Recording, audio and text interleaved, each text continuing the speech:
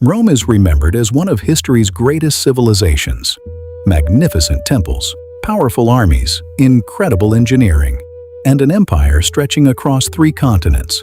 But beneath every marble palace and every victorious general was a workforce that had no freedom at all.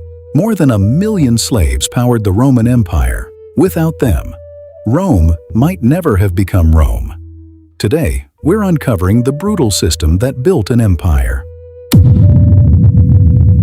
At the very bottom of Roman society were agricultural slaves. Most never chose this life. They became slaves after losing wars, being kidnapped by pirates, or being sold because of crushing debt. Their job was simple: work from sunrise until sunset.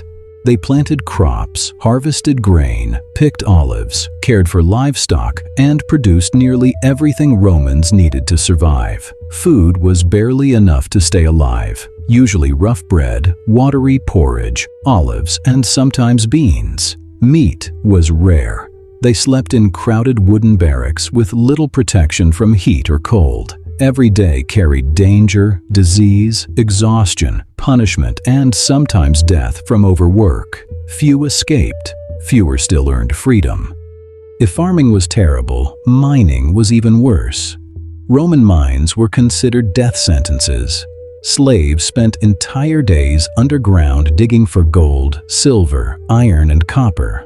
Fresh air was almost non-existent.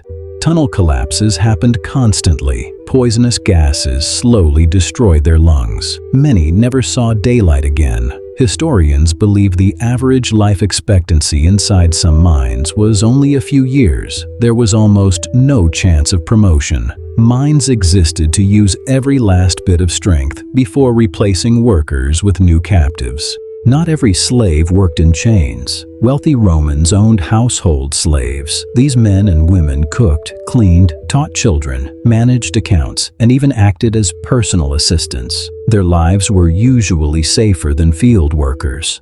They ate leftovers from wealthy households and often slept indoors. But comfort did not mean freedom. One mistake could lead to severe punishment. Yet these slaves had something others rarely had: opportunity. Loyal service sometimes earned trust, money, or even freedom. Some slaves possessed valuable skills: doctors, architects, teachers, secretaries, engineers. Many were educated prisoners captured during Rome's wars. Ironically, some of the smartest people inside the empire were legally property. Their owners depended on their expertise. Skilled slaves often received better food, cleaner homes, and greater respect. Some even handled large amounts of money on behalf of their masters. The better they performed, the greater their chance of eventually purchasing their own freedom. Then there were Rome's most famous slaves, gladiators. Many were prisoners of war, others were criminals. Some even volunteered because they had no other way to survive. They trained every day. They ate high-calorie diets filled with barley and beans to build strength. Every fight could be their last. Winning brought fame, sometimes wealth, occasionally freedom. But countless gladiators died entertaining Rome's crowds. Their survival depended on skill, luck, and whether the audience wanted them to live. The highest position most slaves could realistically reach was becoming a freedman. Freedom came through years of loyal service, buying their own freedom, or being rewarded by generous owners. Freedom changed everything. Freedmen could own businesses, earn money, marry legally, and build families. Some became incredibly wealthy. But Roman society never completely forgot their past. Former slaves could never reach the highest political offices. Their freedom still had limits. At the top stood Rome's elite: senators, wealthy merchants, and powerful landowners. Some owned hundreds, even thousands of slaves. Their fortunes depended on forced labor. Farms produced food, mines produced wealth, workshops created goods. Households functioned smoothly. Everything relied on slavery. The richer someone became, the more slaves they often owned.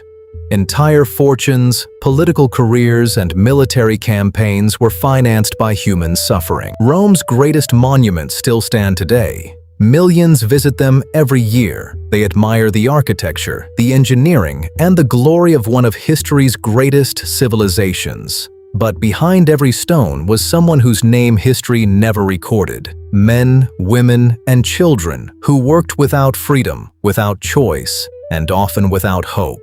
The Roman Empire was one of history's greatest achievements. It was also built on one of history's largest systems of human exploitation. Understanding Rome means remembering both its greatness and the people who paid its true price. If you enjoyed this documentary and want more stories that reveal the hidden side of ancient history, subscribe to First History and join us in the next episode. Until then, thanks for watching.